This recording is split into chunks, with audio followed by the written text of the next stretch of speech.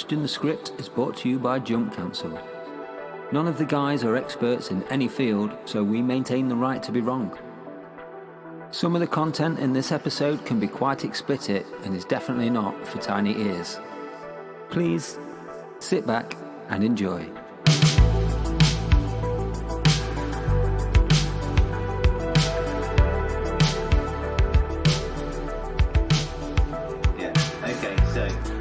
Is that Jesus Christ talking to me? Yes, I am Jesus Christ. Excellent. Is my voice okay? Yeah, it's fine. I mean, as Jesus Christ, I couldn't ask for any more.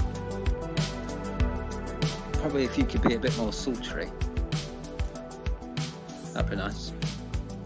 I don't really know how to be sultry. Just try and be more like Joey from Friends. That'll do it.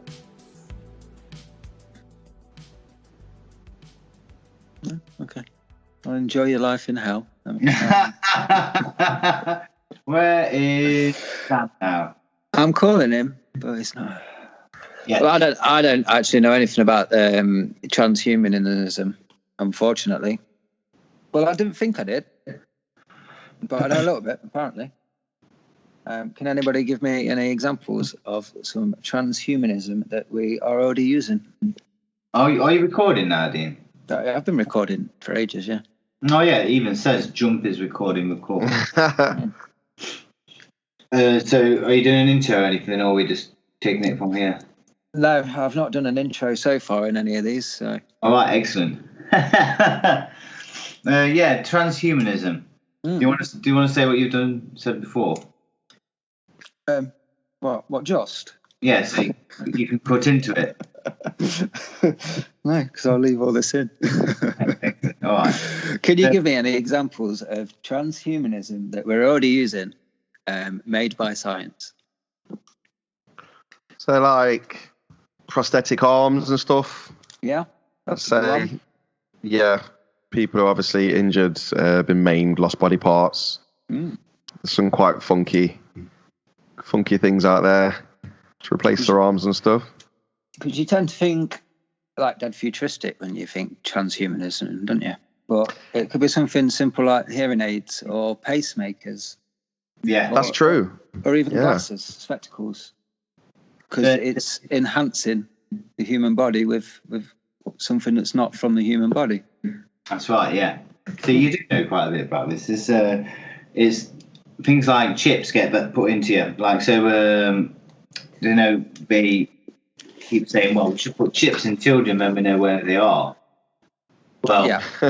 well, that's slightly transhumanist, and it's a bit more sinister than that, in my opinion.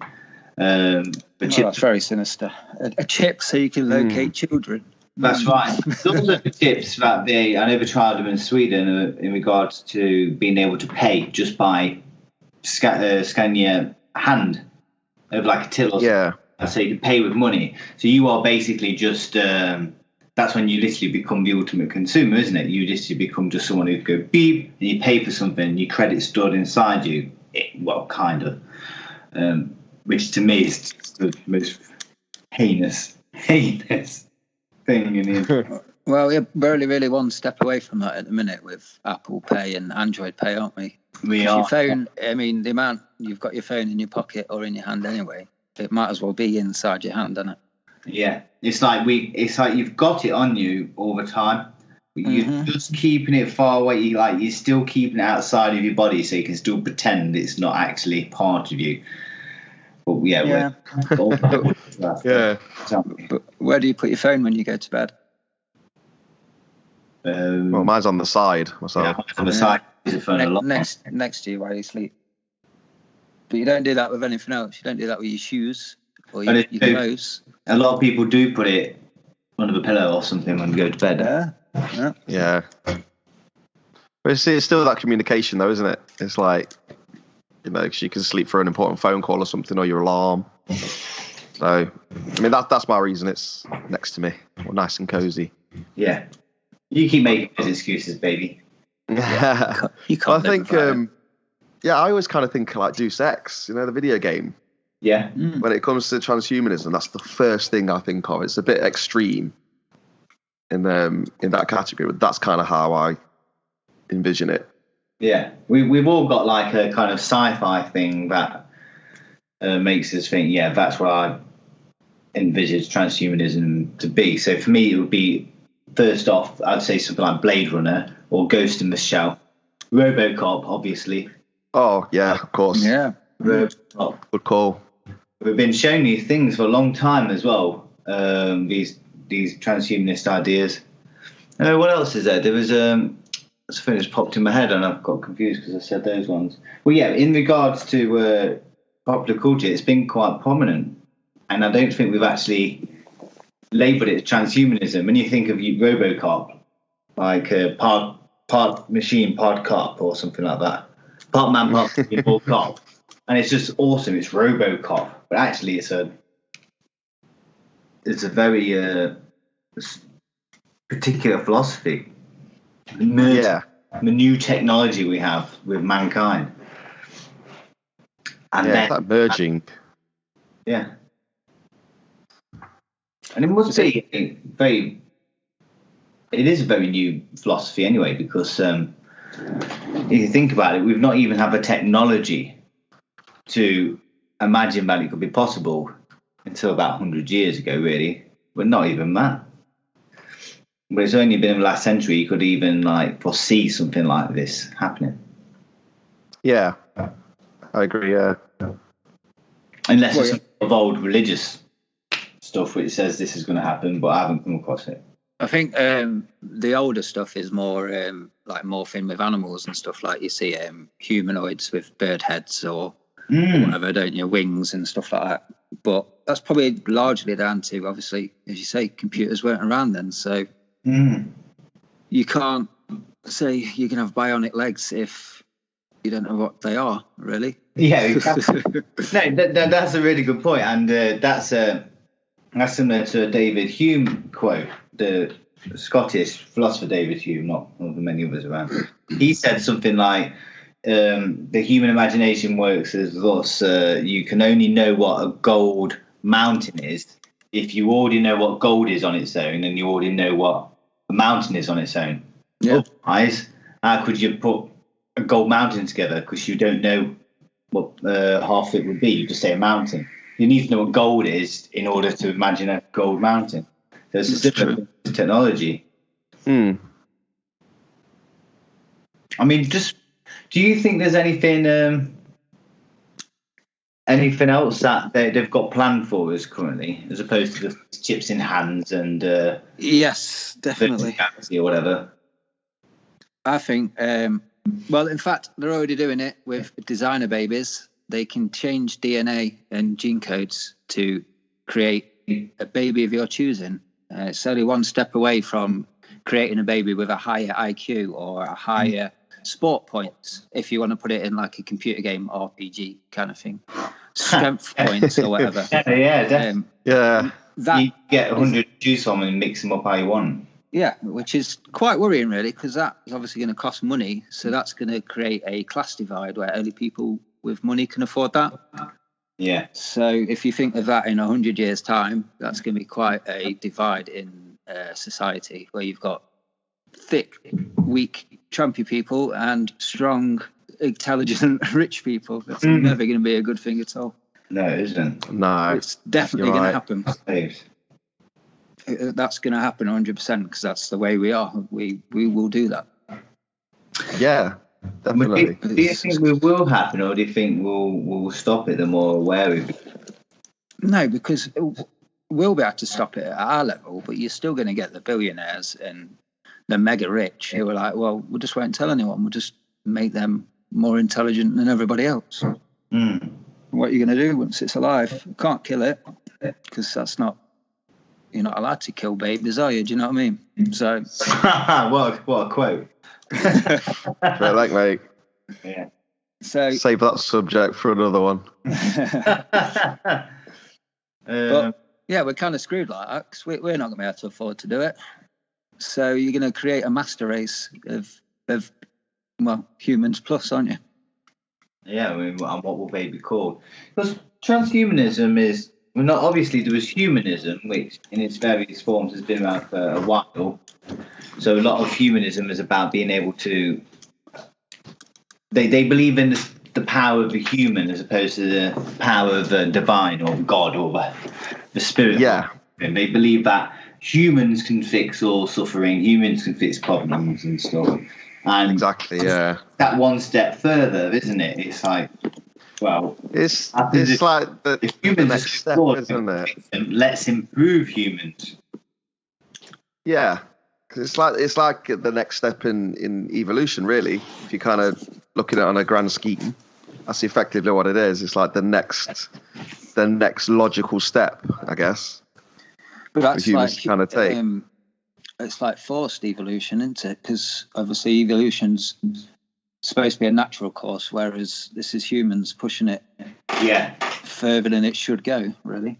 Yeah, precisely, because we have the means to do so. So it's like, we can speed it up effectively and do it better than, God or nature ever could.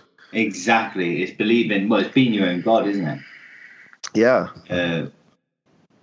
Would you, Stan, if, say, your wife got pregnant again and the doctor said to you, hey, if you give me a couple of grand, I'll make sure that's the most intelligent child on earth. Would you do that, or would you stop yourself? Would your faith stop you doing that? No, it wouldn't be anything to do with faith, I guess. It would just morally, I'd be like, no. But I couldn't do that. I was someone tinkering around with stuff. No way. I'd say no. I would be even like people having nose jobs and stuff done to the body and things. And I just think hand jobs. Yeah, all the jobs that are out there. But I just think you're kind of going down a downward spiral when you do that. You do one thing and then it leads to another thing, and then you can always look at somebody and see that they've had some work done, but you just leave it as God made it, man. Just leave it as it was. So no, it'd be a big no for me. Yeah, but this DNA messing, you can't see that someone, they've had the intelligence tweaked and they're perfectly normal and perfectly healthy, just more intelligent. Yeah, of course. Well, actually, we don't know that because we've yet to see the results of all of this designer baby stuff. Are they going to come across as very strange, very peculiar? Like distant. Until we see them, they could be seen to us as like maybe not autistic or Asperger's or anything like that, but something very different. Then you can tell there's something off with them. Because humans are very intuitive. We've been taught to basically ignore all of our intuition in the last 100 years and instead just listen to what we're told. But you can still tell that, like Stan said, someone's had a nose job or a facelift, you can tell. There's not a facelift on Earth for which you can't tell what's happened. And if someone's had the DNA tweaked or the intelligence tweaked, there may be little things of which just... nuances, I think is the word, isn't it? Little things. Something might be a bit off. Maybe even like the empathy of someone is not empathetic or anything.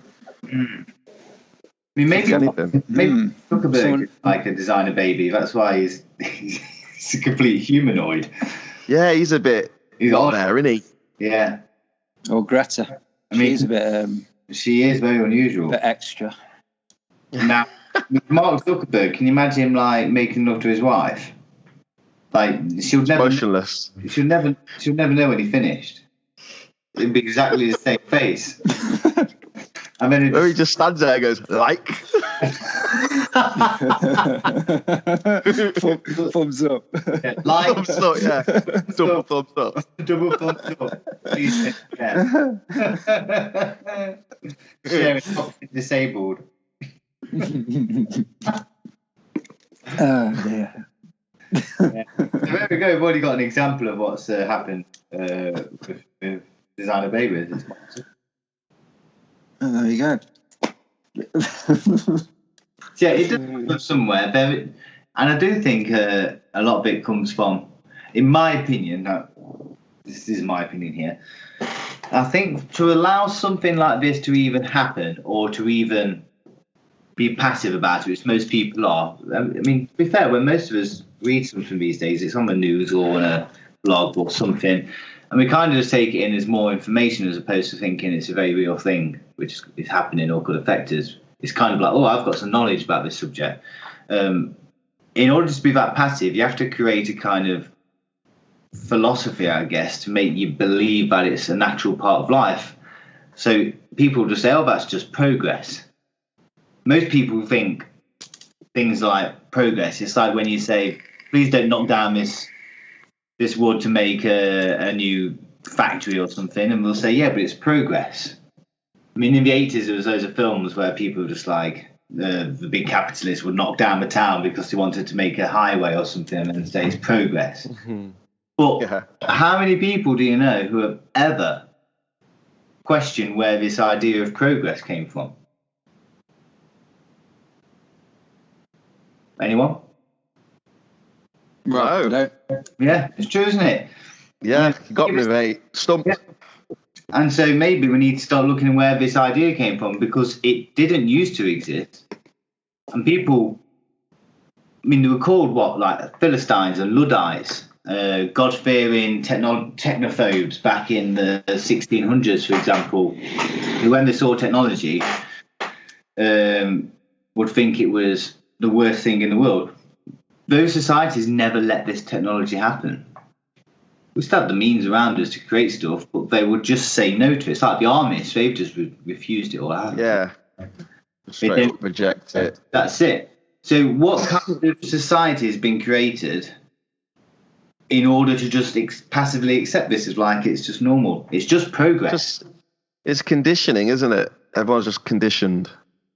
I'd say, just to kind of accept these things as like I say, the next logical step.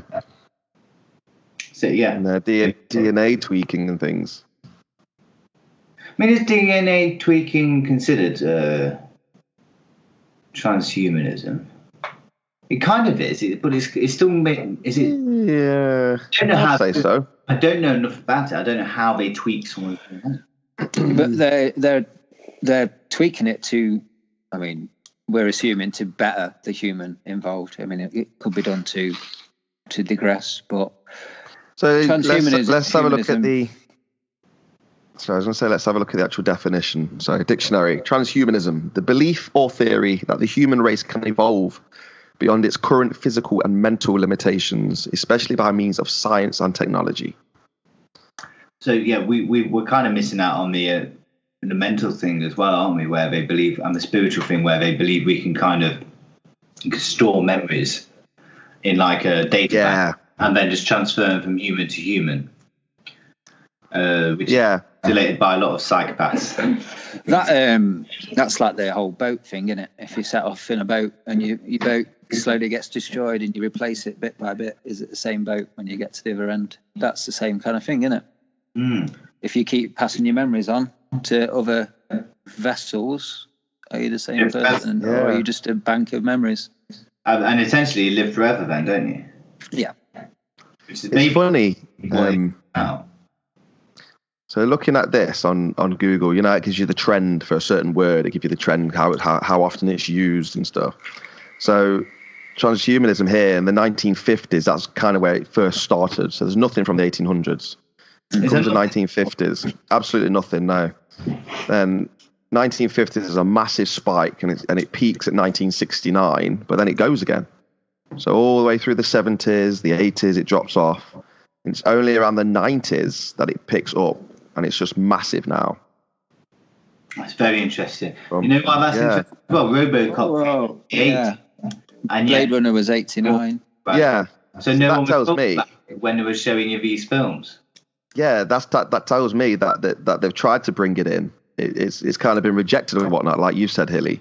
And then it's died down, and then through the media, through movies, all that kind of thing, it's just kind of blown. It's just like widely been accepted. Yeah, it has. Well, just think about even in computer games, characters like Jax in Mortal Kombat. Yes, good one. And I used to think he was awesome. When I saw Jax, I thought that was brilliant. And it was because I've seen movies like RoboCop.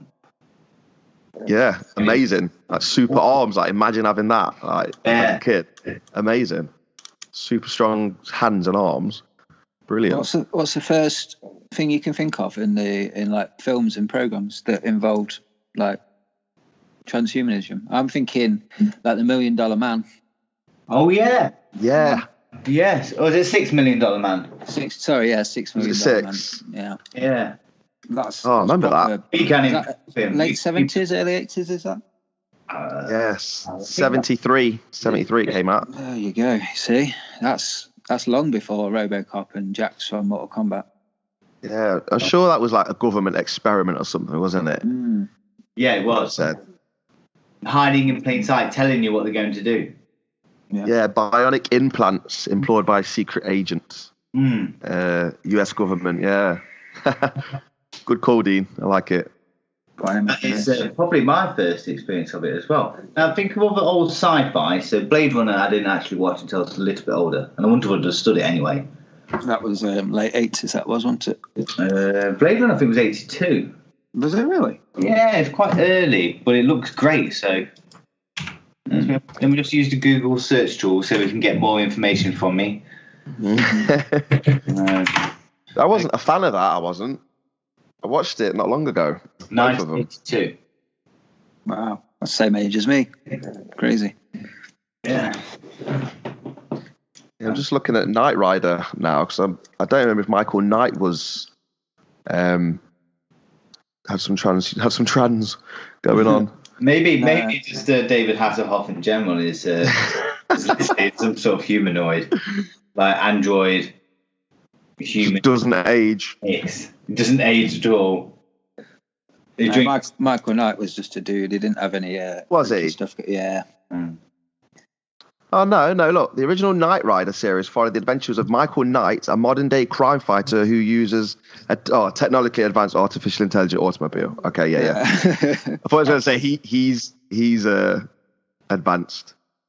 No. But no, it doesn't look like it. He's advanced in his own way, but he's not a cyborg. Yeah, he wasn't. See, I thought he was. Well, I just said cyborg. It was Jean-Claude Van Damme films in the late 80s, early 90s, but was it Universal Soldier, something like that? Yes. Yeah. And Cyborg. He was also another film of Jean-Claude. Terminator. Yeah. But that was for what? With the but they were full on robot though, weren't they? That was like reversed really. Because that was full on robot. Wasn't it? Kind of merging with human skin and stuff. Yeah, good point. That is reversed. That was like that's robot trying to appropriate human into itself. Yeah. It's crazy. A lot of science fiction is very influential in the way we're thinking. The more I think about the way I saw the world when I was younger, a lot of it was really influenced by Hollywood. And do you know that tired old phrasing most people use in regards to that, Hollywood's just, I forgot what the phrase is, so it's taking a dump on your mind every time you watch a film or something. Or people even know that, Hollywood is a controlling tool for the masses. But you kind of put that aside when you're watching a film. You just see it as one film. Oh, that was enjoyable. But I look back and I'm like, wow, it really did form a lot of my views about the world. Films did. Yeah. I saw the world. Have you ever looked into Star Wars? Like in terms of all the stuff that's in there, like Yoda and Darth Vader and like being a high priest and stuff. It's something else, man. What is it, good or bad? What do you mean? No, it's so you've basically got like Aleister Crowley. So obviously we know who he is. So I think one of the first kind of people he was dealing with, one of the first like spirits or aliens, if you like, that he was dealing with name was Yoda. And if you look also at Darth Vader, you can try Google it. So you basically have back in Jerusalem, back in Jewish law and stuff, you would have the high priest. Right. So the high priest would always have, I can't remember what it's called, but they'd have like this chest plate where they'd have rubies on and things. So if you look at Darth Vader, one of his original costumes from the movie, you'll see all the buttons and stuff on the front. It's got Hebrew writing on it, as if he's a high priest. So it's like he's died, then he's resurrected. but obviously not good, but in bad.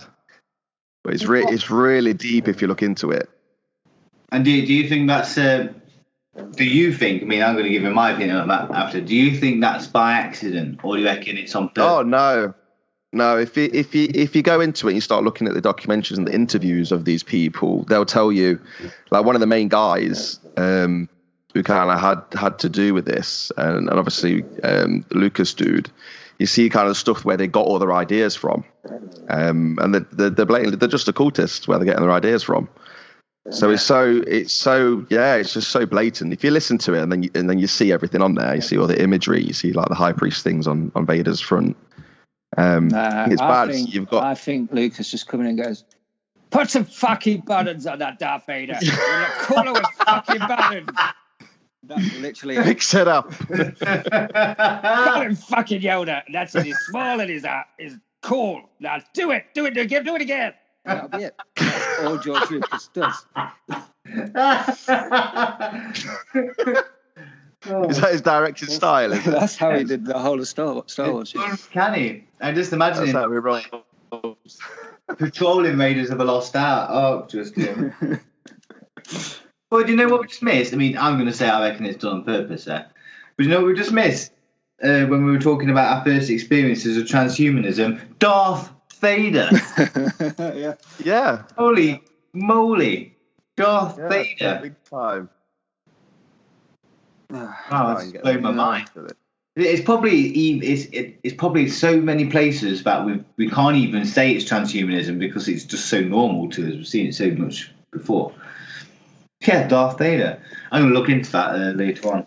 Yeah, honestly, mate, if you look into it, there's no denying, kind of the influential things, shall we say? We put it that way. Well, he was involved in Raiders of the Lost Ark as well, wasn't he, Lucas? And it talks about the mythical Lost Ark, which they know where it is.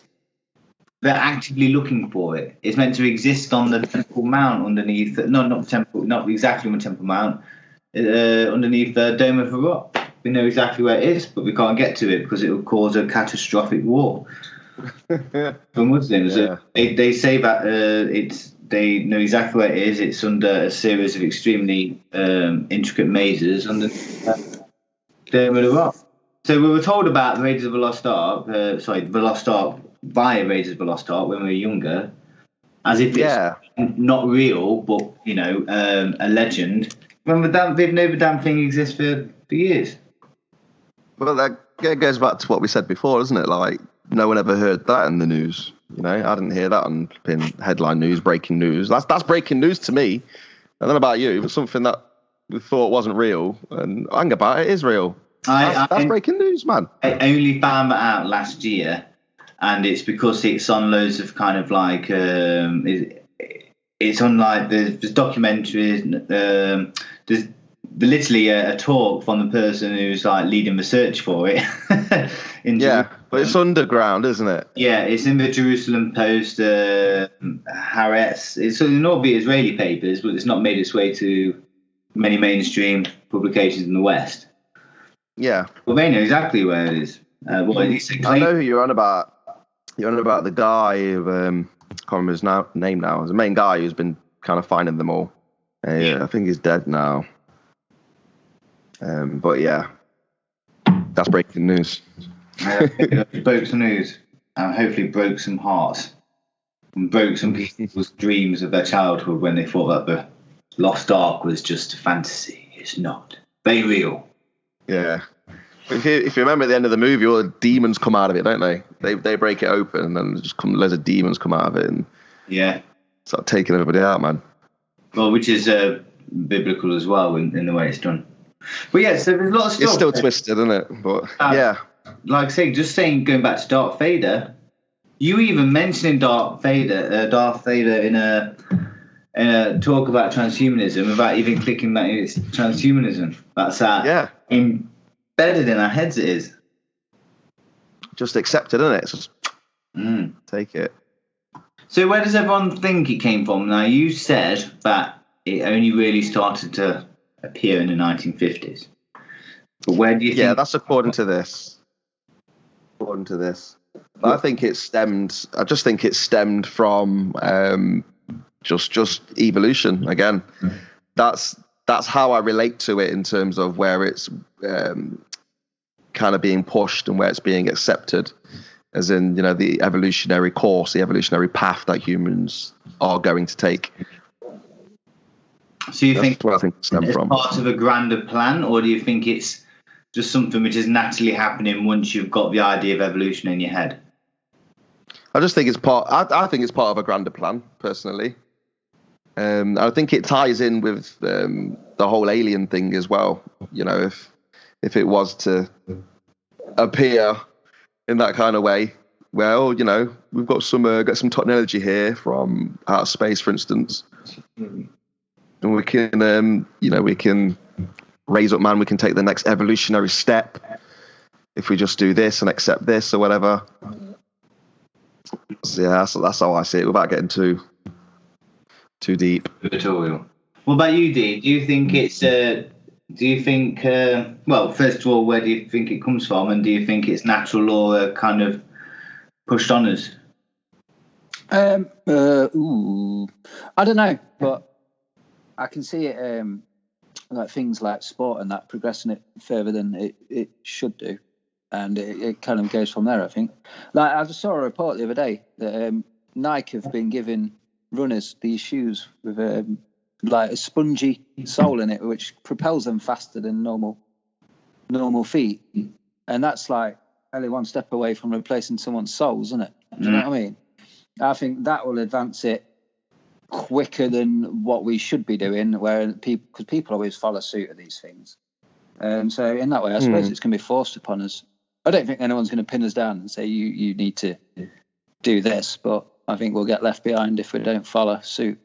That's interesting, because that could simply because these companies are so competitive and wanting to win, like they're designing all this technology in order to become the best for money, without realising what the consequences are going to be. And then all of a sudden just built and designed all these things, and the powers that be will be like, thank you, idiots. You've just designed all this stuff for us because you wanted to make sportswear. Now we're going to use it for our benefit. Yeah. Maybe we're just digging our own graves. Well, maybe we'll benefit from it.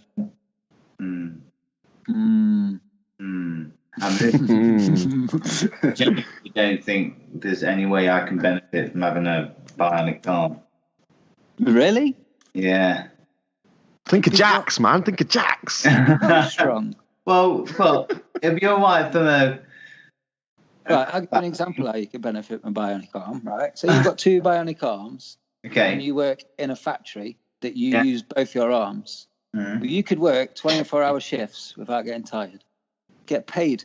Get that overtime in. True, you can fall asleep and your arms just keep you up. Yeah. Just keep going. Follow the program, yeah. Until the factory bosses realised they could just employ arms. Yeah, well, that's the problem, isn't it? Yeah. The downside, I think, to this is the sneaky motherfuckers. Like, I'm sat here with my TV on, and there's a red blinking light coming. I've never seen this blinking light before, and I've had the TV a while. What's it doing? Is it looking at me? Is it spying on me? Yes, it is. That's my TV. Let alone having arms that are attached to me. Get out of the house. We're watching you. Well, it's like when the Xbox One was being released, and it said it had a built-in camera which is always going to be on. Yeah. Connect. It's like, why? It wasn't just that. What's the reason? It wouldn't operate without that. If you didn't have that plugged in, it wouldn't turn on. So you had to have the camera plugged in for it to even turn on, which is ridiculous. What do you mean you had to have a camera in?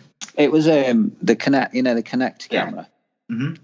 When they first brought it out, that had to be plugged into the system for the system to work.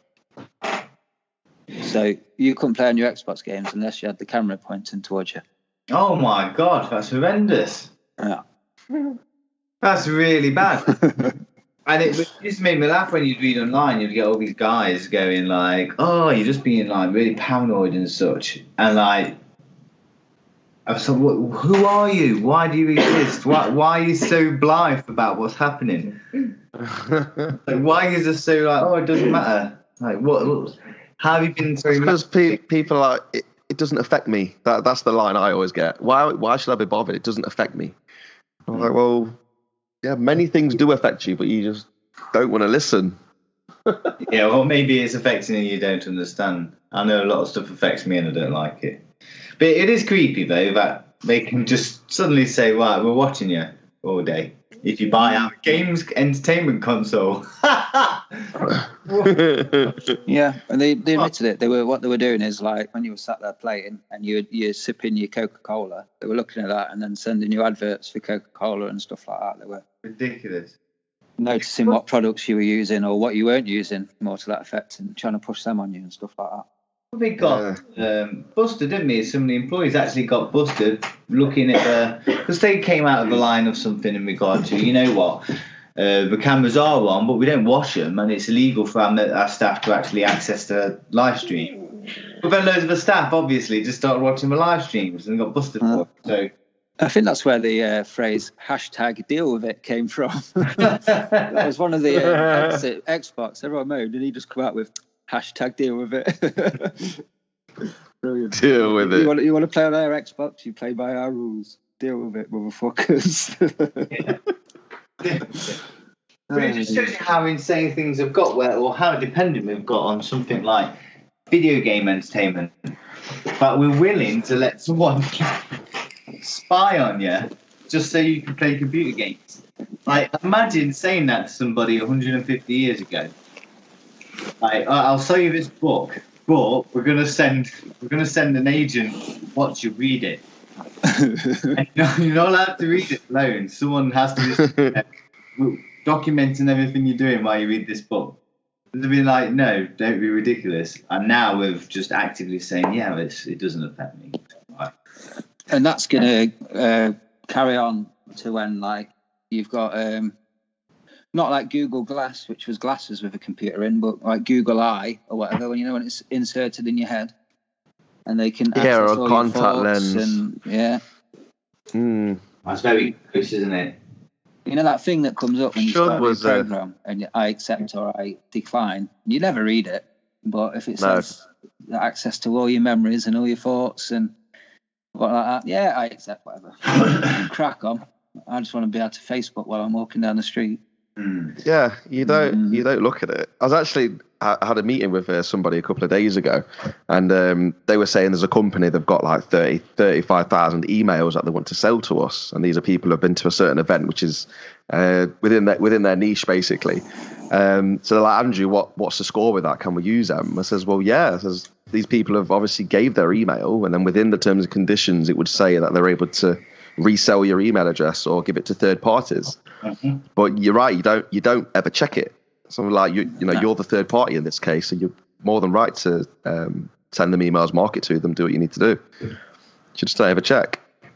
No, but don't, because you use so many products that you feel like you don't have enough time to go through the endless text, the endless. Anybody got time for that?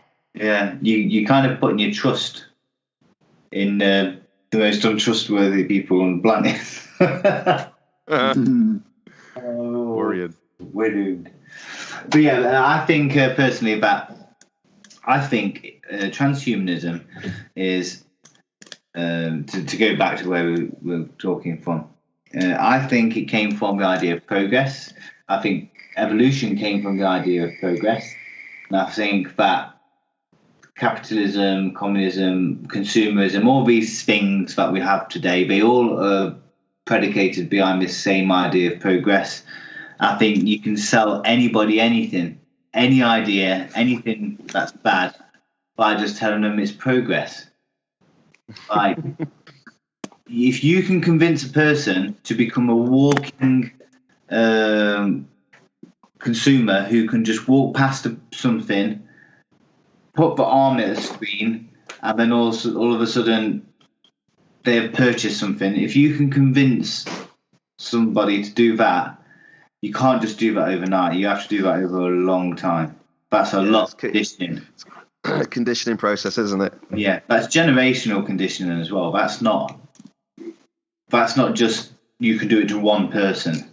That's a long time. And I think that the moment we decided that it was okay to break the barriers of technological research, the Industrial Revolution's obviously got a lot to blame for. So does the French Revolution. I genuinely think that we unlocked Pandora's box.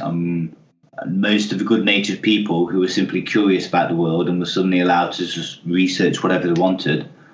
I don't think they realised what they were doing. In my opinion, all these corporations, all these brilliant scientists, all these people who have got these great minds and are being allowed to research into all this stuff, it's like they don't realise that ultimately what they're making is for the powers that be, for nobody else.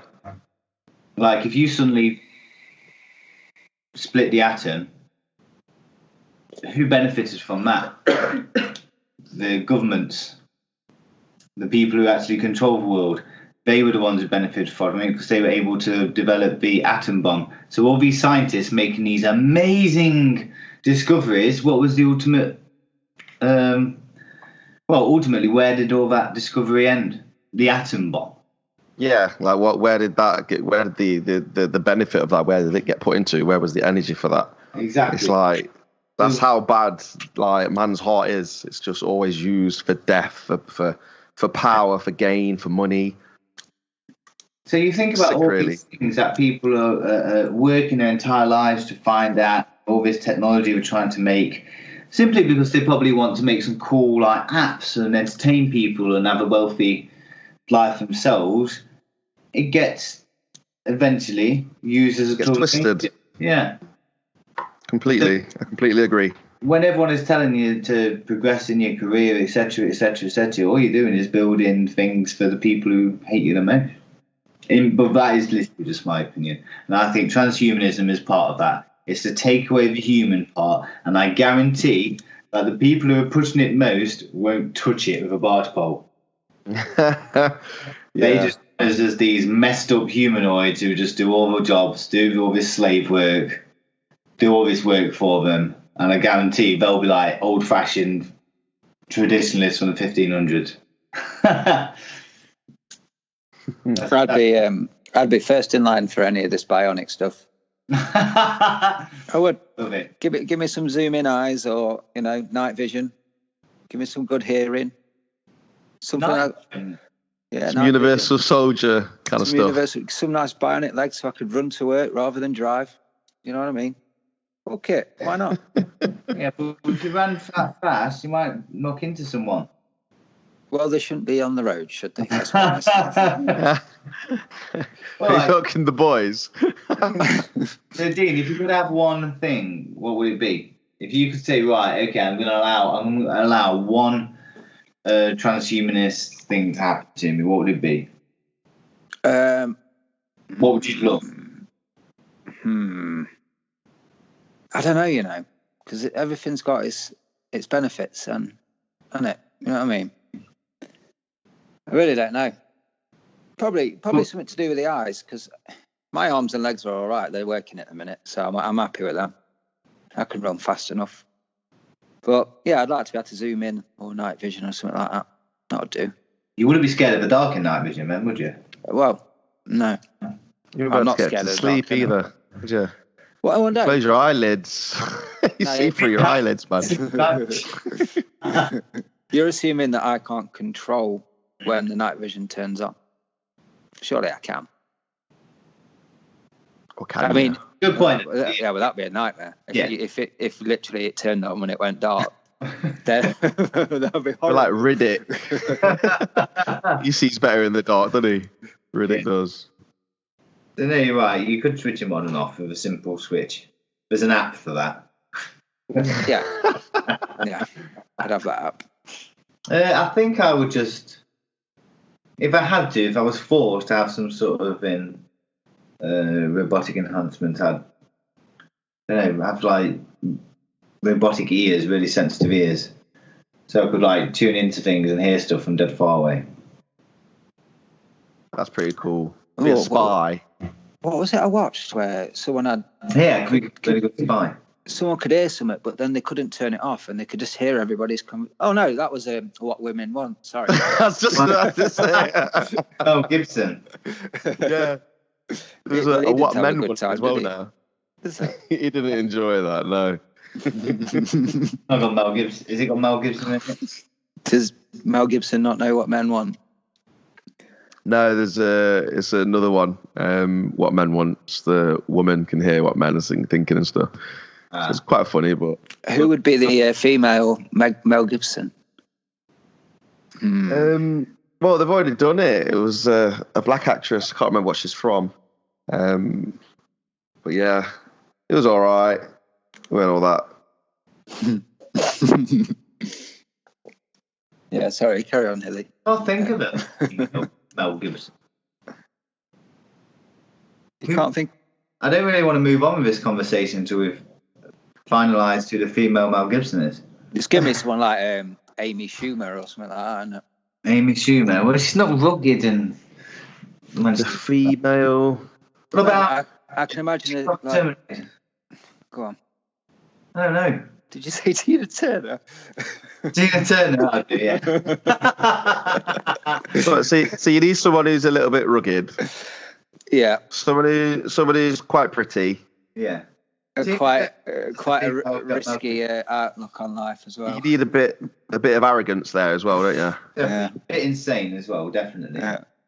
Mild racism. Crazy. Yeah. Yeah, all of that good stuff. I don't know. A female Mel Gibson. None of us can. It's impossible. That's the hardest question we've ever asked, that is. Yeah. He is. His characteristics are that immutable. Only he can be. I know who could do it. Mila Kunis. Mila Kunis could. What are you talking about? She could do that. Mila Kunis is Jewish. Mel Gibson hates. She definitely can't. They probably could be Mel Gibson. She could do it in an ironic way, I suppose. I think she'd be good.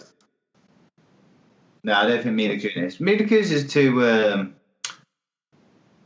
No, there's no female version of Mel Gibson. As simple as that. I was thinking for the role. There's got to be someone who's funny. Are you thinking about the role for the film or just Mel Gibson in real life?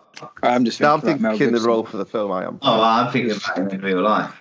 Oh, okay. I'm in movie mind at the moment. Okay, so just in real life. No. But anyway, moving on.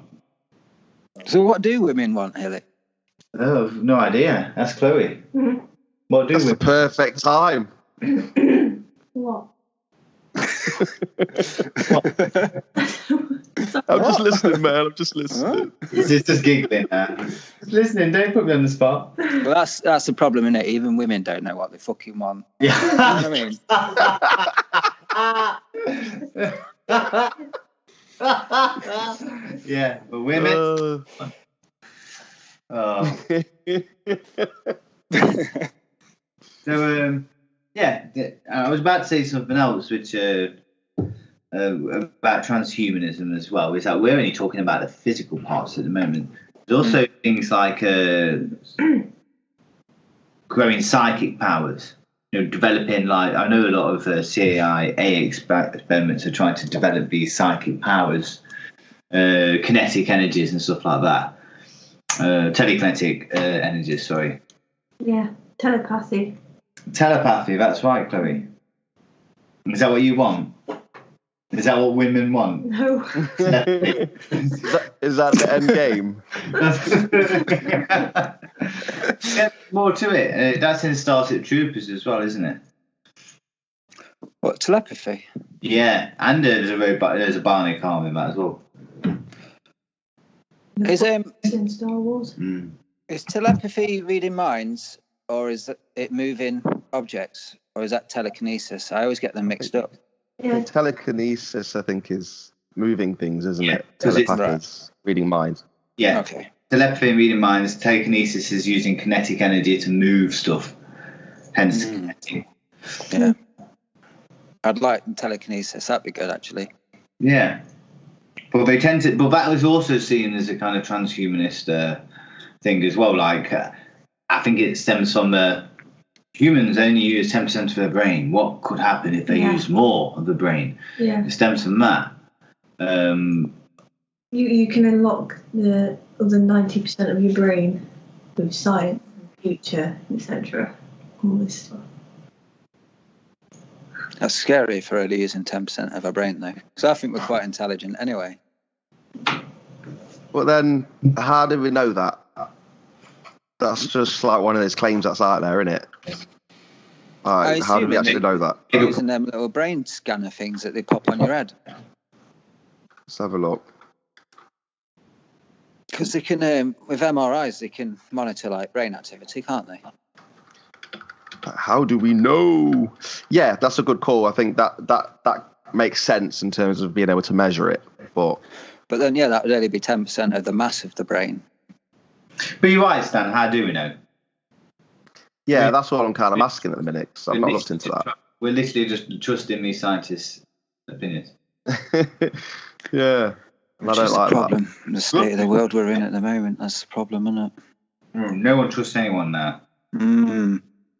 Well, no, we shouldn't trust scientists because they constantly prove themselves wrong all the time, God damn it. I know, that's the nature of their job. They're there to prove themselves wrong. We're meant to trust every word they say. Yeah, it doesn't say. Oh, myth. We only use 10% of our brain.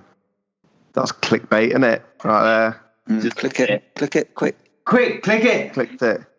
The notion seems firmly rooted in our culture. Let's have a look. So people are trying to debunk it. But yeah, I think it's worth looking into because we're just told that, aren't we? Like, yeah. How would one develop telepathic abilities, though? Because that kind of suggests that when you have a thought or you're thinking something, it's projected away from you somewhere for someone else to read, if that makes sense. What, to test it? Well, to actually be telepathic, you have to be able to access someone else's thoughts somehow. How? I don't understand how that would actually work in reality. how that could take place. Yeah. I mean, I can tell you from a biblical standpoint how that can take place. Well, then. But, you know, it's not something you probably want to hear. No, go on. It is. But like things like that, mind reading and all that kind of stuff, and even telekinesis and stuff, that's just, again, dark forces. Same with like magicians and things. They kind of do that kind of stuff. It's just dark arts, man. He's trying to have another pop at Harry Potter, isn't he? That's what he's trying to do. Yeah, it is. Always comes back to Harry Potter. It is, though. It's like going to fortune teller, for example. You go to people who do divination, those kind of things. Like, you know, they'll be able to tell you that kind of stuff. Your Uncle Charlie did this, did that.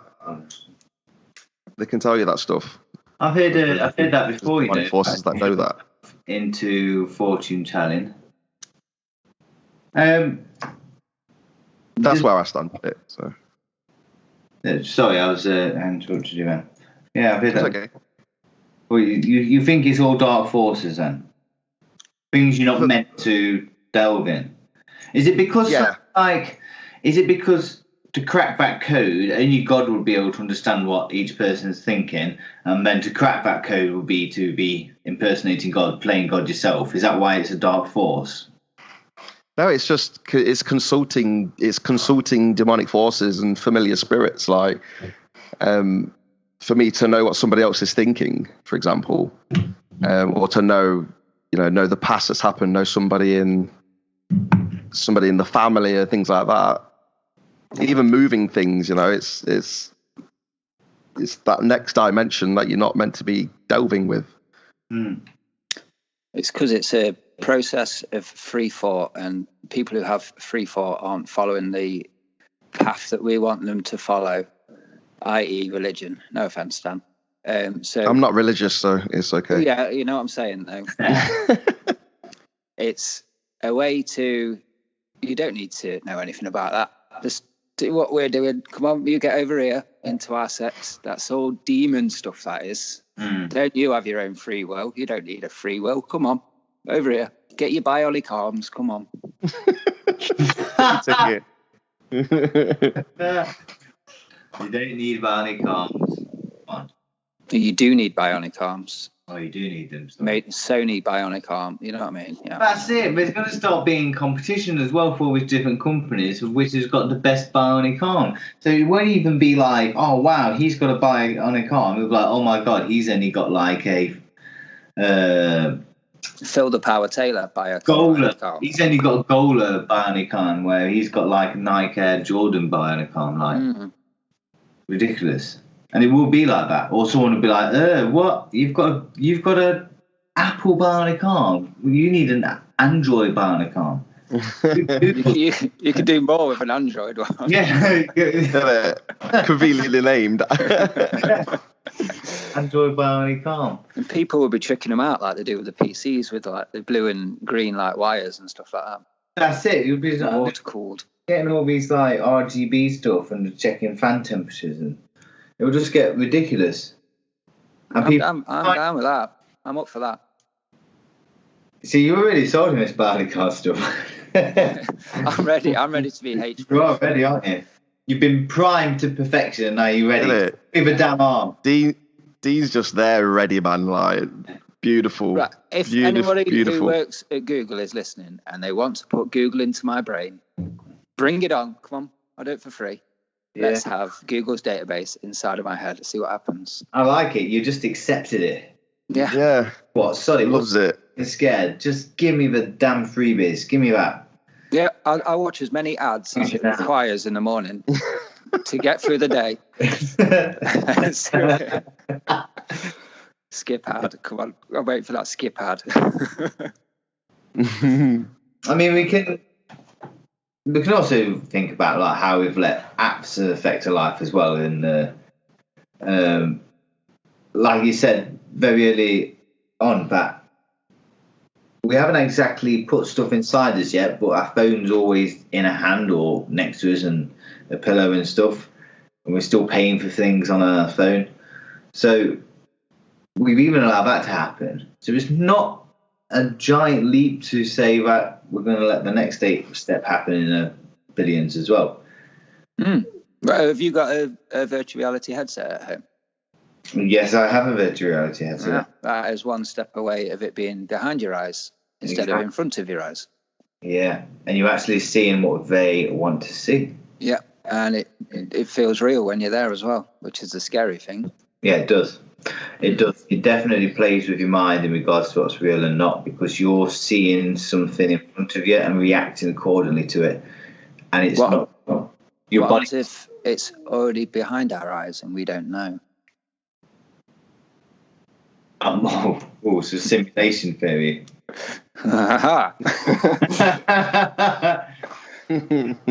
yeah, that's something else, isn't it?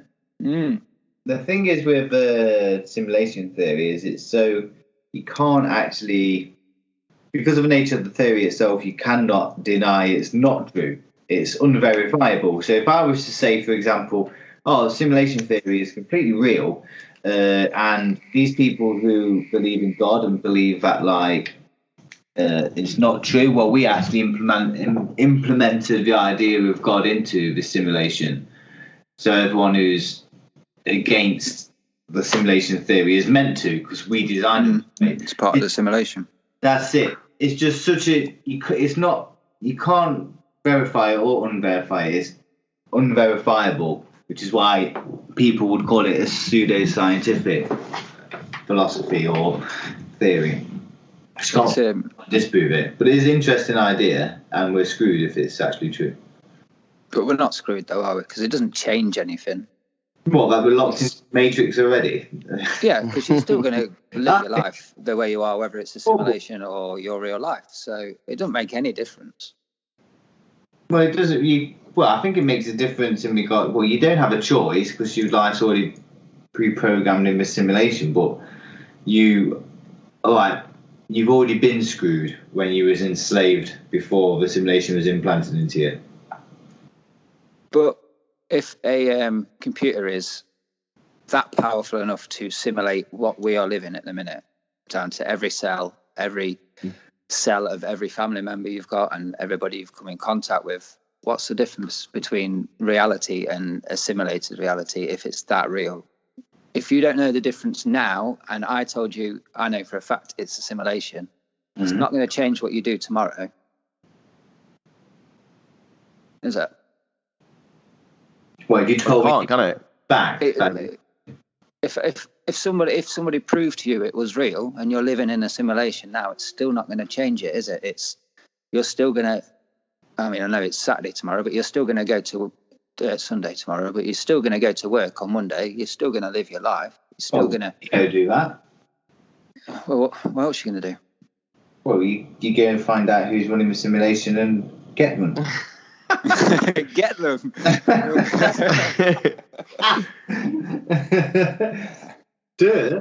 Well, yeah, I suppose you could. You could try getting a crew together and getting them 80s action film style, but. You mean you could commit suicide, I guess. Yeah, but what happens if it wasn't a simulation? Right, and you just convinced me it was. It sounds like That's a cult. Yeah, it does. It sounds very much like... That's the problem with even talking about it. It's such a dead-end scenario. It's quite depressing, really. Yeah, But, it really is, because like you put it perfectly, it's a dead-end scenario, because if it's real or not, you're screwed. It's just one of those circular things which you could never prove or disprove, and so it's not very useful to help you navigate life if you're constantly thinking that it's pointless. I think a lot of people there's no meaning, is there? Yeah, There's no meaning to your life then. there's absolutely no meaning. That's the case. And you know what? Do you see that beautiful 18-year-old girl with a bright future ahead? I may as well just go and run her over in a car because there's no meaning. But the meaning is to help the simulants find out what they were trying to simulate. With climate change, for example. So the simulation of climate change is that... Yeah, because how they figure out that climate change is happening is it's just a series of numbers and whatnot punched into a computer from the past, isn't it? Yeah. But in the future, when the computers will be more powerful and they can simulate every life on the planet, that's how they will do it. They'll simulate different scenarios of the Earth heating up to certain temperatures and run a model and see what will happen in 100 years so they can get an example of what's going to happen to us. So we could be one of their models, but apparently right now at the minute the model they've got isn't as good as Grand Theft Auto 5's weather model. Amazing.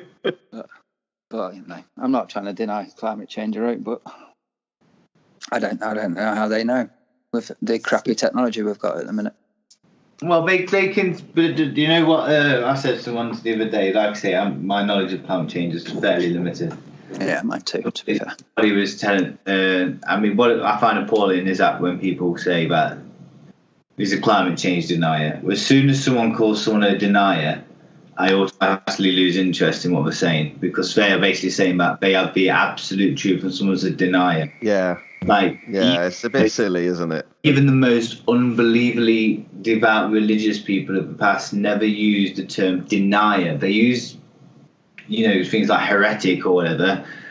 But it's the term denier. It's like, hang on, you're a denier of climate change. You're a denier of the truth, are you? Like, how did you come to know it's the truth? Like, when are you a scientist or a climate scientist? Or, do you know what I mean? Like, it's a discussion which should be happening. But people just seem to think, like, as soon as they've decided it's true, it's fair to just treat people who don't know enough as idiots. But anyway, it's a bit arrogant, I think. You know what I mean? You can't just say, "Oh, you're a denier." Like, show me some. I want to see evidence, man. I'm a man of evidence. I want to see. You know what I mean? I want to see some stuff, man. Like, I mean, it's obvious the world's not doing good, But yeah, exactly. Is it? Yeah, but is it a case of? Is it climate change? Are things melting? Is it hotter than it was this time? I mean, is that down to what you are saying, climate change?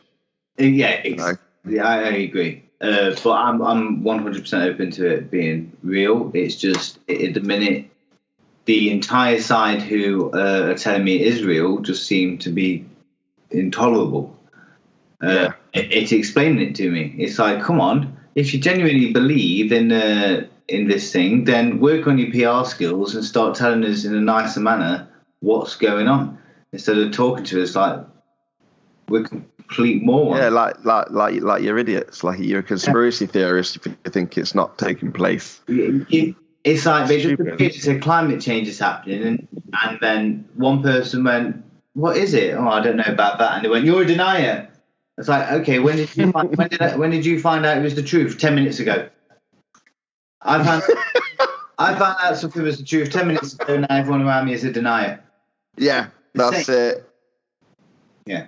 I don't think you could deny that the climate is changing. It's quite obviously changing. I mean, it's 13 degrees in January in England right now. That's warm compared to how it used to be. It used to be snowing all the time at Christmas time and whatnot. You can't deny that the climate's changing. Exactly. But what you can deny is it man-made climate change? Oh, right, yeah. Because, I mean, we're not putting out as many emissions as like the Industrial Revolution was, or in World War II and shit like that. We're actually quite good compared to them times. And also, it's more naive to believe that we can do something about it. It's so arrogant that we are the ones responsible for this. It's such a human trait. Do you know what I mean? The Earth's changing. The Earth goes through changes. Why do we think we're so fucking special to sort it out? That's a very good point, Dean. We think we're that special that we caused it, but we're equally as special that we can fix it. Yeah. And isn't it convenient? Isn't it massively, unbelievably convenient that we just happen to have the technology to fix climate change just as it got discovered? In what technology are you referring to?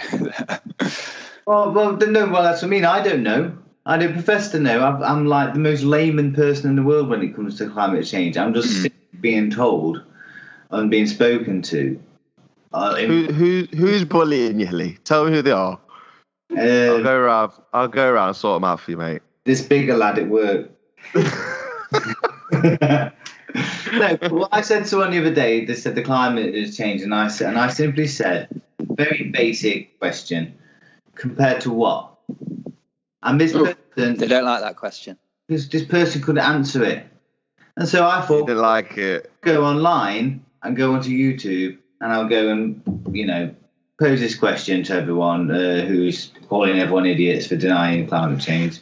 I'll be like, the climate is changing compared to what? You don't get an answer. No, because they don't know. It's like, do you know this knife crime hysteria which is going on about in London and such, yeah? And they say knife crime's on the rise. So all you have to say is, okay, compared to when? Compared to what? Because if it's compared to 10 years ago, then it's on the rise. If it's compared to 20 years ago, it's exactly the same. Like, the only reason that knife crime's rising is because knife crime nosedived 10 years ago. Yeah. It's only and also it used to just be called crime. Yeah, exactly. We literally created an entire thing for it to be called knife crime. We didn't do it before 1995. Well, we did, but in the general crime statistics that we released to the public, they didn't actually give you that details. Only the police are able to have that. But yeah, so you say compared to what then? Knife crime is rising. Yeah, compared to when? Because knife crime is roughly at the same rate it was in 1995. But it's considerably higher than it was in 1999. Well, that's because it dropped loads. So you always have to ask that simple question: compared to what? In regards to anything, not just climate change. But I, from what I've read, the climate is, I think the temperature has increased, which is concerning if it is going to continue to increase. But it's ascertaining whether that's the truth or not. But one thing I do not believe is that giving your money to the same people who caused this damn problem in the first place is going to solve it. I don't trust these people. I don't trust these people. That's from the heart, that was, wasn't it? Don't trust them. No way. You're telling me that, like, oh, sorry, general public. We all cause climate change, but now we've gone green. And if you give the government more taxes, the same governments who caused the damn thing, then we'll fix it. Like, what? No. No. Stop robbing me. But yeah, I could be wrong. It could be 100% true, and it could be 100% down to man. And if it is, then obviously we have to take it very, very seriously.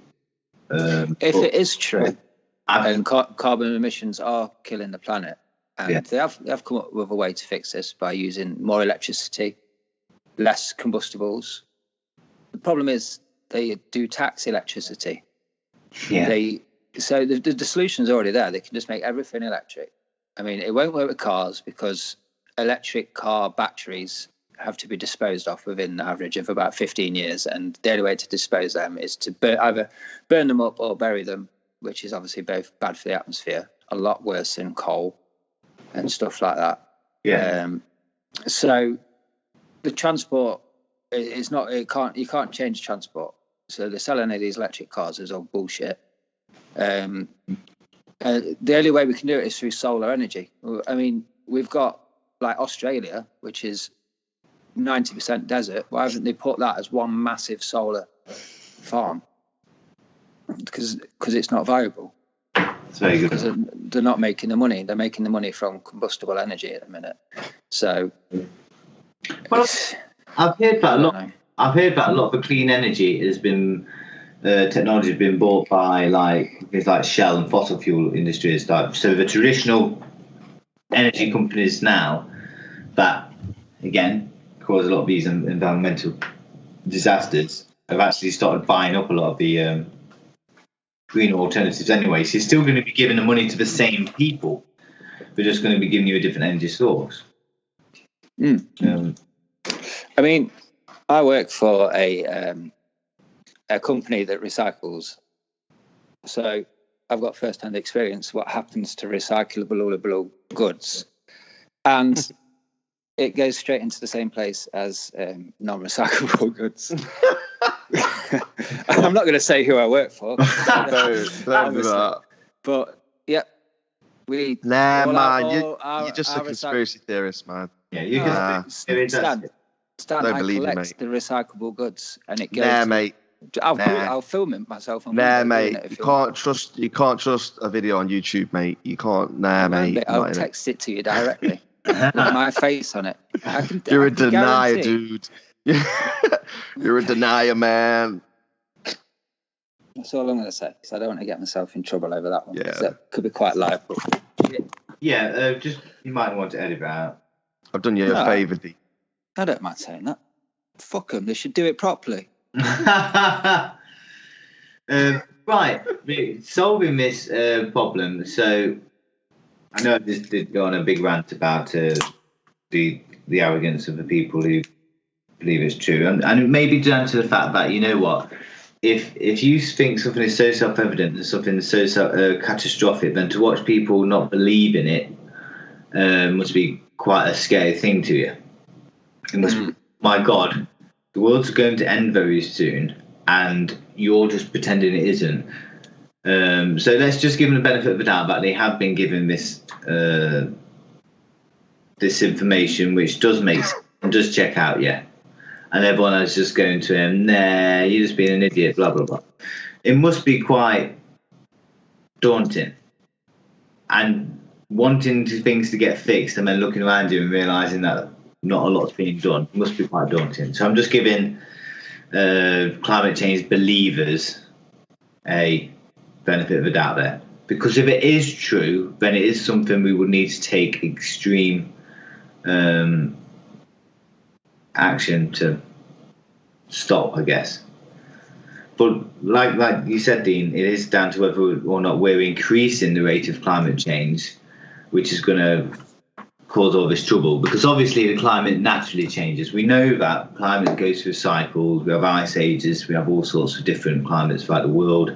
We know that a lot of the ice caps are actually meant to melt, because some of the ice caps and some of the icebergs we've got aren't even meant to be there, because they weren't there before the ice age, and like they're remnants of the ice age.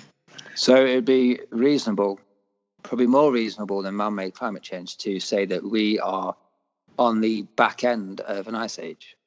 Well, that's another theory. Is we're on the back end of an ice age, and obviously because we've acclimatized to a world where we're used to the sea levels being as they are. If the sea levels change for all these icebergs melting, let's just say the icebergs are meant to be melting naturally. If we're used to them living at the sea level, the icebergs melt and then suddenly just like wipe out loads of coastlines and stuff, cause all this trouble. I mean, that's just nature, but it's obviously bad for our survival. And how would you stop that? It's probably happened loads of times in the past. Should we stop it? Yeah. Who says we should stop it? That's another. We shouldn't. We can't be greater than the earth we live on. We have to abide by its rules. Don't be so arrogant and to think that we should be stopping the earth doing its cycle. That's a very, very good point.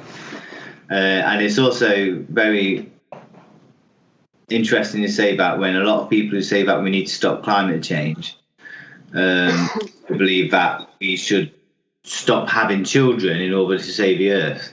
So it's like, okay, so you want to just, what's the point in stopping climate change if you don't want humans to survive? Because if you don't have kids, you're not going to. So like, how you can juggle both of those opinions? I've never heard Is that what's called an oxymoron, is it? Where it's just like double negative. It's just called a moron, I think. Well, I agree with you, Dean, to be honest, what you just said, completely. I think the earth and what's going to happen is going to happen. I don't think we can sit there and think that we're all big and mighty and divine, that we can do something about it. Like, it is going to take its course. It has already taken its course. And what will be, in my opinion. So I kind of sit with you there, to be honest, Dean, mate. But let's say in this situation, we hadn't gone through the Industrial Revolution yet in such a mass scale. We haven't got this mass capitalism we've got now, or this mass production. And let's be honest, we are putting a lot of crap into the atmosphere. We are chopping down a lot of the environment. We have gone a little mental. Let's not pretend we haven't. But let's say we didn't do that. The Earth would naturally change climate one day, naturally. Let's say we didn't do anything to affect it. What would you do then, knowing that, the climate's changing? What am I going to do? Do I prevent it? We haven't done anything to cause it, but should I, ethically, prevent it from changing? Because if it's not happening now, let's put it this way. If it's not going to happen now, it's going to happen later anyway. Even if we push it back now, and even if we just ended all this like industrial stuff we've got, all these like fossil fuel technologies, even if we ended it now, and the climate would eventually change one day anyway. Do you see where I'm coming from? Yeah, exactly. So do you then stop it in the future? Maybe it's incredibly selfish of us to want to end climate change now. Because what we like, why don't we take it on the hill, get through it, and our kids and grandkids get to build a new world? So we do it with everything, though. We intervene with our pets dying. We intervene with our family dying. That's humanism. We do it with everything. We try and keep things alive for our own selfish reasons. We don't just as humans, we can't let things go. And I think that's what's happening with the earth as well. If the earth wants to destroy itself or is dying or whatever, then it's the way it should be. Whether we had any input on that or not. It's just the way it is, isn't it? Depressing as that sounds. It is very depressing when you put it that way. And realistically, though, like, I don't know if someone said to me, like, earlier you said that if simulation theory was real, would you? If I could convince you it was real, what would you do? Well, if someone was able to tell me that climate change was real, and I instinctively, intuitively, and felt it was real and knew it, maybe my survival instincts would kick in. And I was like, we need to stop this. What would you do though? Turn off your telly? Turn it off standby. I mean, come on. What are you going to do? What can you do? Yeah, I think that. What can you do? Like, we need to do something now. Like, well, what? Go on then. I'm the government now. Go on then. Greta, what are you going to do? Exactly. Well, I tell you what, why hasn't Greta gone to China and done this? Why hasn't she gone to India and done this? Because she would have been fucking shot. That's why she's not done it. And they're the people who are putting up the more carbon emissions out than America and Europe combined. She's starting with the wrong fucking people, because we're not actually that bad. No. All we can do is stop driving cars and turn off the tellies and turn off the plugs at night. And that ain't going to make fuck all difference. Yeah. Because if China and India don't sort it out. Exactly. Then they don't give a shit. Yeah. China's got its own problems right now, so you ain't going to get through to them. Well, the reason I am very, I mean, I don't really just accept something as soon as I'm told it anyway. But in regards to climate change, the one reason that I've gone, I mean, you guys know that I complain about the forest being knocked down for motorways and the HS2. I think all in the knocking down all these historical forests and stuff, and I genuinely do love the environment. It's just climate change, and the way it's pushed, it's like, you've lied to me so many times before, and I'm fed up with the lies. And if anyone's listening to this and it's like, well, why didn't you believe in climate change? It's not a good thing. Well, it really is, just because I've been lied to so many times before by the people who give me this kind of information.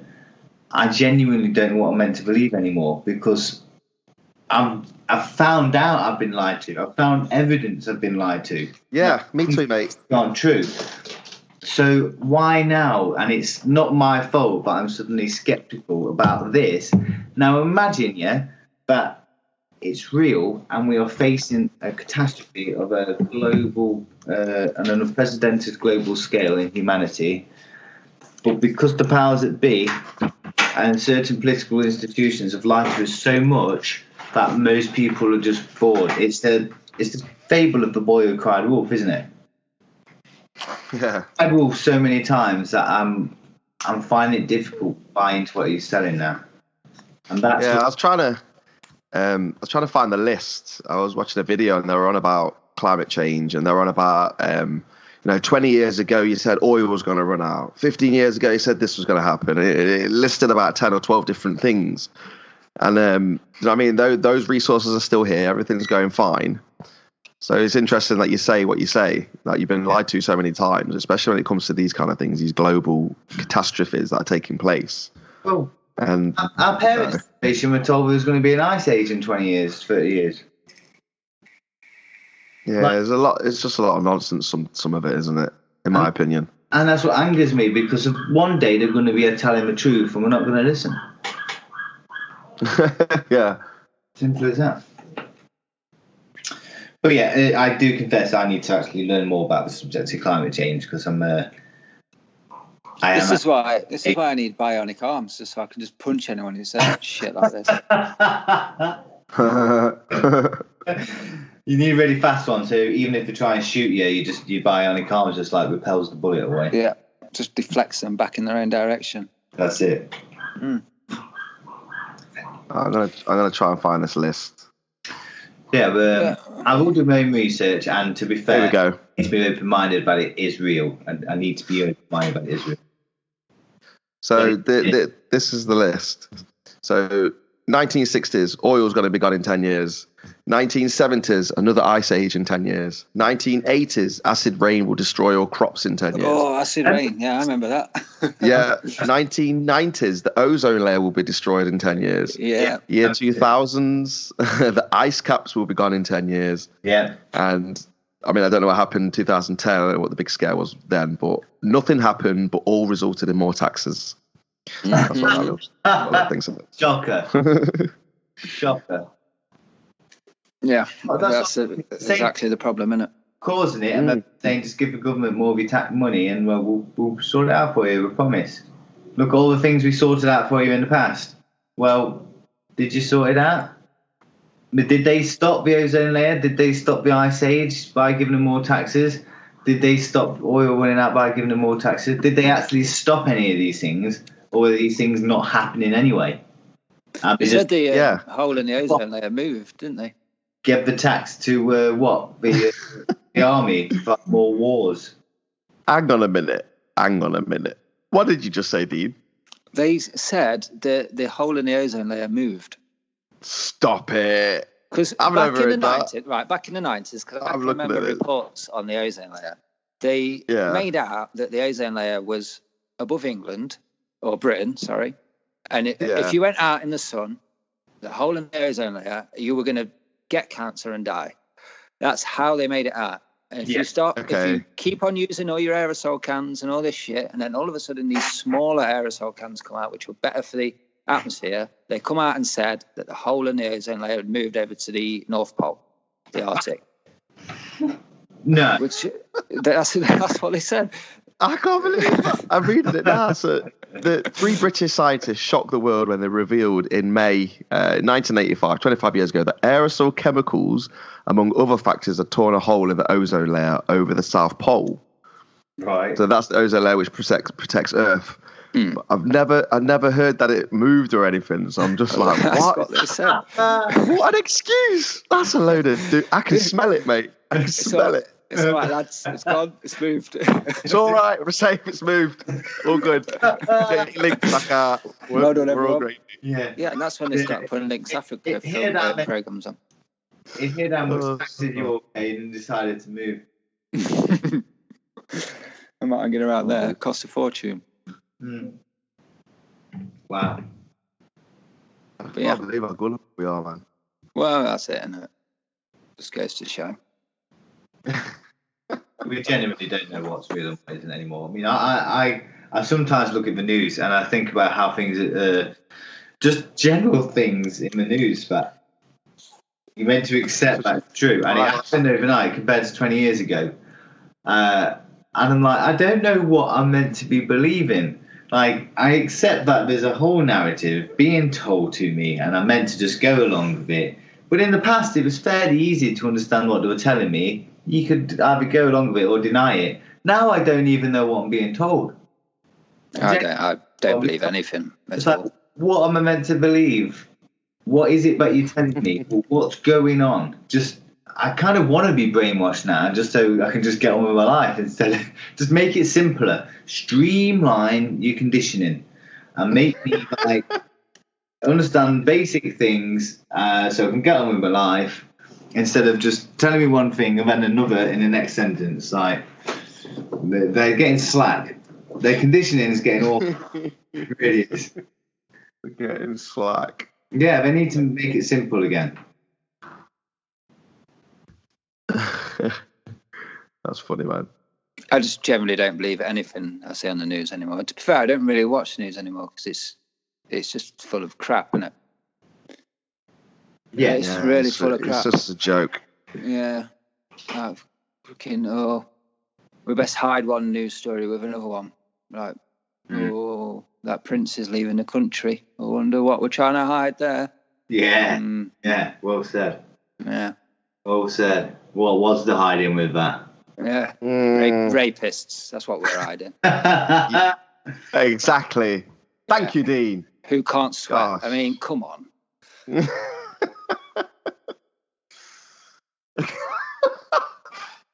anyone doesn't figure out, I'm talking about pinch up Prince Andrew, you know what I mean? Sod him. He's a dodgy fella. And they tried to cover it up with a really terrible story that no one gives a shit about. Harry and Markle going back to Canada. No one cares.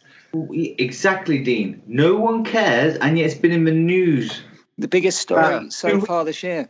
No one cares, and yet we're being told that's what we want to care about. And then that's what I mean. But that's why I'm confused as to what I'm meant to believe now. So I'm being told climate change, like transgender rights, like there's no such thing as man and woman anymore, and that happened overnight, and you was meant to accept it overnight. So hang on, you programmed me for like 35 years to believe one thing, and then immediately dropped something and went, right, there's no such thing, it's just men and women, and you've got to believe it now. Right now. Or you would be... Don't say any other, because people get upset, all right? So I was just like, okay, but you made it so confusing. I don't know what I'm meant to believe you, because you said that it was multiple genders, but then gender is just a social construct and doesn't exist. But ridiculous. So that's what I mean. Like, if you just told me one thing, I could go along with it happily and continue shopping. But no, not. You're just telling me one thing after another, and it contradicts each other. And I'm like, come on, guys, give me a break. I don't know what you want me to believe anymore. Like, that's what I'm saying. Make the news a bit more streamlined. Just make me care about one thing, like they did in the past. Just brainwash me as you meant to, please. Make it simple. Yeah, keep brainwashing simple, because I don't feel as brainwashed as I used to be, and it's their own fault. I don't really have a problem with the gender ambiguity, to be fair. It's just when they start messing with things like the sports side of things and stuff like that. I don't really agree with that, but I mean, if that's what they're doing, then crack on, whatever. You know what I mean, Dean? I don't care about it either. Nobody cares about it. No one cares. In the news, just like Prince Harry not being in the royal family and moved to Canada. It's just constantly in the news. I don't care about that. I don't care. Yeah. I don't care. You've told us. You've informed us. Yeah. That's it. Move on. We didn't even need to be informed, to be honest. In regards to transgenderism, I don't care. It's fine with them. All right, let them live their lives. So what? But they've just been constantly thrown at me for the last 5 years. It's like, why? I've already said I don't mind. Now leave me alone. Yeah, it's like the conditioning process. It's like they're trying to speed it up or something. It's like they're really trying to throw it on, lay it on thick. That's what it seems like to me. It's just stuff's just going way too fast. But people are accepting it, man. People are lapping it up like it's the norm. Yeah, like it's always been like that. Yeah, it makes no sense to me. They're just laying it on thick every which way. It's like you can just see it, man. Like, are we that dumb? Like, at least give me a couple of weeks to be able to deliberate it, instead of being told, like, here's the new opinion. You've got to accept it, or you will be considered bad. And like, all I want them to do now is at the beginning of every year, just tell me a list of acceptable opinions, and I can just go along with them. Just tell me what I'm meant to believe that year, and that's cool. I can just navigate life safely then, instead of like accidentally offending someone, or might lose my job if I say the wrong thing to somebody. And then the 1st of January every year, we email you or send you a traditional letter of the new opinions you're allowed to have for that year. The agenda for this year. Then that's it. It's as simple as that. Just stop changing stuff out of nowhere and then getting angry at people for not accepting it. You know, at work, this is in the summertime, it was dead hot, and we work in an office, and then obviously the guys are hot and stuff, so it's like, we'll wear shorts tomorrow. And then apparently you're supposed to ask permission if you can, you got to ask the managing director if you can wear shorts. So we all came in shorts anyway, and then, you're supposed to ask permission, blah, blah, blah. So I was like, right, if I came tomorrow in a skirt, am I got to ask permission for that? Am I okay? Just to rock up in a skirt? Because you're not going to say anything, are you? It's like, no, you're not. You're not going to say anything to me. Yeah, because the women can come in either trousers or skirts if they want to. They don't have to ask permission. Is that what you're trying to say? Yeah. So I'm just saying, me as a man, if I came in a skirt, the way things are, you couldn't question that. No. You couldn't question it. Oh, no, 100%. And you date job. That'd be disciplinary. Or fine. But I've got to ask permission to wear shorts. But if I wore a skirt, you couldn't say anything to me. Like that's the kind of where it's sat at the minute. Come on. Makes no sense. Like, it was so easy 20, 25 years ago. It was such basic rules. Wasn't it something like, just don't, what was it? Don't judge a book by its cover, or treat everyone as an individual. Just really basic things like that. Yeah. Like, and now it's just got so confusing. No wonder so many kids are depressed and full of anxiety. I think the largest problem is everybody wants to be special. It used to be, I mean, Stan knows this because he comes from the same area that I came from. There was a dude who used to dress up as a woman, walked around Allington all the time in a red dress, didn't he? You know what I'm on about. Oh, I think so. Yeah, quite tall. Yeah, old bloke. Yeah. And he just had lipstick all over his face because he was crap at putting on lipstick. Everyone just left him to it. Nobody gave a fuck. But now they want to tell you that's what they're doing, and you've got to treat them a certain way. That's the problem. No one, as Hilly said, no one gives a fuck. Crack on. No one cares. Honestly, no one cares. It's true, though, isn't it? It's true. It is true. You do you, mate. You do you. That's it. It's literally not affecting me in the slightest. Just go and do what you're doing. Not bothered. Stop bringing me to something I don't care about. Yeah. Sorry. Stop trying to label me as like in opposition to you. Yeah. I'm not anti what you want to do. You know, I'm not against it. Just you do you, man. If I see somebody in the street and falling over, I'm gonna help them up. If someone's being beaten up, I'd like to think I'd go and like try and help them out. I don't care who it is. It's just how they identify or whatever. It doesn't matter, does it? Yeah, it does not matter. Don't get me. Still bleed red, man. Yeah, we'll just stop trying to get me involved in stuff that I'm fed up about. I'm just fed up of just being told all these different things. There's got to be an agenda for it, or everything's just going mad. Divide and conquer. Yeah, it is. Well, I'm not even pretending it isn't. Yeah, of course it's divide and conquer. It's 100% on purpose. 100%. Which would bring me on to a wonderful topic for another podcast. Oh. In regards to how to condition a nation and propaganda and public relations and such, and how easy it actually is. And it doesn't require a giant conspiracy of people sitting around the table all laughing, stroking the beards or anything. You literally just have to put very basic things into society, and the ripple effect will basically get them all doing exactly what you want. It sounds like you've been looking up something. I have, yes. I've read yeah, you're right, Hilly. You're right. Propaganda is one of the easiest things in the entire world, but it actually seems far more difficult than it actually is. You just think, how the hell could you do that? How could you do this? It's like you just need to say a couple of things and get people to think a certain way. Yeah, believe a lie, isn't it? It's like programming of the brain, isn't it? That's it, yeah. But only in very certain areas, and the rest just, it just takes care of itself. It's like a while ago I learned a lot about hypnotists and how the suggestions that they use work to hypnotize and stuff. I imagine it's very similar to that kind of thing, because they can implement triggers into people's brains without them realizing and whatnot. So I imagine it's very, very similar. Yeah. Very, very subtle how they do it. That's a really good, what's the word? Hypnotizing. That's a pretty good analogy as well. It is analogy, simile. Like a lot of people who are brainwashed or programmed without realizing. Brainwashed I won't use the term brainwashed because we're all brainwashed to an extent. 100%. We all go to work and give a large majority of our money to the government. Of course, we're brainwashed. Yeah, we're programmed, man. There's a certain amount of conditioning which happens to you, and it's right. It is like being hypnotized. We are kind of hypnotized in the society we live in.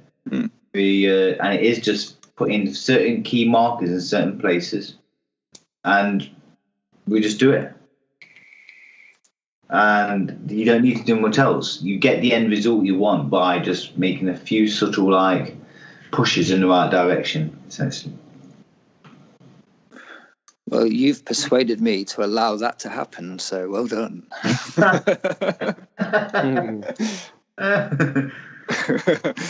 Yeah, that'll be really interesting. Do you want to do that next time, or do you want to allow yourself a little bit of time to? We can put something out of a hat, or we can do. But I'm happy for any suggestions. It's always good. I mean, having a chat with you guys. I'm happy to do anything really. I didn't know anything about what we're supposed to be talking about today, and we've not actually spoken about it, so we've done well.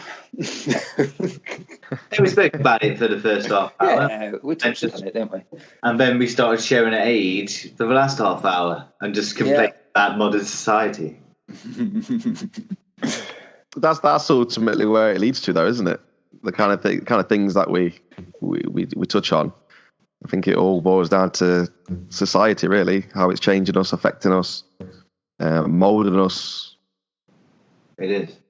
I mean, especially as you're getting older and you realise that the things you were told were sacred are being thrown out of a window by a newer generation who don't realise yet that the generation below them are going to throw their sacred beliefs out the window. And that's not an accident either. Every single generation is having different opinions now. Oh, they hate us for it. The lower generation do. They hate us. Yeah, they really do. But they don't realise that because of this generational divide that is being kind of, in my opinion, inorganically imposed on most societies in the world at the moment. It's like they don't realise that the generations below them are going to treat them exactly the same. They're going to hate that generation. They're going to call millennials are going to start getting called bigots very soon. I'm not going to know what's hit them. Yeah. Yep. Yeah. Well, already are, really. They're going to find it really strange. They're going to find it very strange when a group of even more politically correct people come up below them and start calling them bigots. And they're going to be like, but we did everything we could. Our generation thought we were doing everything we could just by treating people as individuals. And look what happened to us. Started getting called like bigots. It's like, what? Why? How? Like, and really, the person calling you a bigot is the bigot. Really. Yeah. The prime example of that is when they had the election that we just had with Corbyn versus Johnson. And when Johnson won, a lot of people on Twitter were like, well, if you voted for Conservatives, defriend me, you're all a cunt. It's like, well, that's bigotry. Do you not see the irony in what you're saying? Fucking idiots. Crazy. I literally want nothing to do with you if you voted Conservative. Yeah. Okay. Because you're a bigot. It's ridiculous, isn't it? It's ridiculous, man. That is divide and conquer in full swing. That is. Yeah, and it worked perfectly, doesn't it? Yeah. Unfortunately. Very well. And I'm just as guilty as others sometimes for buying into it as well. So I can't just say that's everyone else and not me. No, I definitely have to feel myself falling into that trap and then like try and pull myself out a little bit. Do you know what I mean? So I can go on a minute. No, you're definitely falling for it. Yeah, it's hard to not get wrapped up in stuff, though, isn't it? It is. Yeah, so I can feel a natural end coming on to this, so we might as well wrap it up, haven't we? I've really enjoyed this one. Yeah, it's been good. It's been interesting. I've learnt a lot today, actually. Yeah, I have. And I think it's good that we've gone into a subject that we don't know much about and we're able to just bounce it. Well, I wanted to have climate change as a whole separate topic, to be honest with you, but we touched on it. We can go deeper into it if we do a bit of research in that. But well, I'd like, because give me an excuse to actually research into it. I mean, I was doing pretty much a angry old man shouting "get off my lawn" routine then. But I do need to look more into it, and maybe we could be convinced 100% that it's real. I don't know. I learned something very, very, very, very precious today, and that is The ozone layer moved. Oh, Yeah. man. Yeah, that's Something that is. Education. it is. I've got to look that Thank up. you, Dean. I right. feel set free. Yeah. Well, I feel learned like your if you, truth has set me free, mate. Flipping heck. What I a joke. learned if you drink a load of beers and spout a load of shit, some people might believe you. So Yeah. Yeah. I feel angry, I do, about that. Well, would that be just all we said about it was that it just moved? Are we going to say about It's moved now. climate just moved fast? it's not our problem anymore. like- Lads. Carry Like, on. guys, okay, it's been 10 years now. How are we going to get out of this? And it's just silence. So, like, 2 minutes, someone just says, let's just say it's moved. How about it's moved? Yeah. Oh dear. Oh, God, me for real. Oh, brilliant keeping in a joke. It's brilliant. Just embrace Sorry. It's going to keep me going for days, this is. Right. Well, it's a good bin. Good bin. It's a good bin. It's a good bin. It's definitely been a good bin. A summer bin, good bin. Yeah. Summer bin, good bin. Yeah. There we go. And we should do an interview on him as well. Oh, 100%. We to be fair, we need to do one on 9/11, but that's going to require a fair few hours to get into. That one is. Yeah. Yeah. Because if we do Bin Laden, get things right. then we've got to explain, obviously because they threw his body in the sea. You know what I mean? 'Cause that's the normal order of things, isn't it? That's just what you do to someone. I know. It's got a little legacy, hasn't he? Tell us that we just lost the body. Like, I mean, surprised we got told he got thrown in the sea. I don't know what happened, but why? We threw him in the sea. Where? Why? Why did you do that? Because we killed him. Don't ever try and look for him. You will never find him. Don't worry, even if he looks like him, it's not him. He's in the sea. He's in the sea. Oh, God. Oh man, it's just begging for a conversation. This, isn't it? Save that one, man. Mm-hmm. Definitely. But yeah, next month we will cover propaganda, which sounds like it's going to be led by Mr. Hilly. Okay, yeah, I'll do that if you like. It'll be fun. Brilliant. Right. Like that, perhaps a tiny little lecture or something. That might be all right. Okay, I'll do my very best and what I Yeah, well, you sound like you know what you're talking about. So into my mind from books. I don't know anything about propaganda, but I've no doubt been, what's the word, if you've been propagandized yourself? Yeah. Propagandized? We've been propagandized. Propagandized myself. Or just lied to. In our minds and hearts. Definitely in my mind. I don't know about my heart though. Yeah, we've been lied to quite a lot, and it's like you said earlier when we just say the ozone layer just moved. It's that just says it all, doesn't it? Yeah, like it's so obvious now that when they said like Jeffrey Epstein hung himself, but managed to break 2 bones in his neck. Come on. Yeah. And the CCTV kind of stopped working, did it not, at that point? Or something? Yeah, it's just very fishy. We all. It's just a lie. He basically hung himself off the door. There was like a hook on the door, and he must have used a shoelace or whatever. He hung himself by, and had to have fallen forward to strangle himself, feet still on the floor, and managed to break 2 bones in his neck doing that. So if you think you're stood with your back against the door and you fall forward, are you going to generate enough force to break your neck? Not unless it's a super long, you know what I mean? Like you're dropping and you nearly hit the floor. Exactly. That's a bit unlikely, isn't it? What kind of what are we talking about? What do you mean? Well, I'd have to see the door. Well, it's a cell door, wasn't it? But yeah, no, I agree. I don't know 100% what kind of door and how long the choking device was, what it was. But apparently, there's only a few cases where people have broke their necks on that, and that's from proper hangings back in the day when they're hung. the whole Or- body weight, isn't it? Like drop door. You got to have a lot of body weight on your neck to snap it. Mm. Your neck And a lot muscles of are rope. quite strong and stuff like that. Yeah. Yeah, that Yes. makes sense. That's why there was that massive drop. Yeah, your whole body just Needs to do snap. that. But yeah, there's some very fishy stuff going on there. And the best way think, to cover it up is bring a royal in and blame him, I think. I think Weinstein as well. I think that's not going to end well either, particularly. I think it's going to be the same kind of thing. Yeah. Same with Kevin Spacey. Everybody's dying Yeah. involved in that case, aren't they? They're all getting in car just crashes like- and stuff.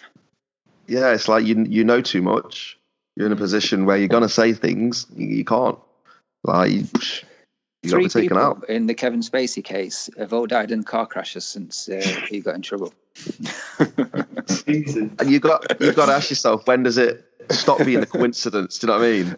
Exactly. It's ridiculous. Oh, speaking of car crashes, there was an interview with Prince Harry asking why he was removing himself from the royal family. And his quote, well, if you knew what I knew, you'd do anything to protect your family.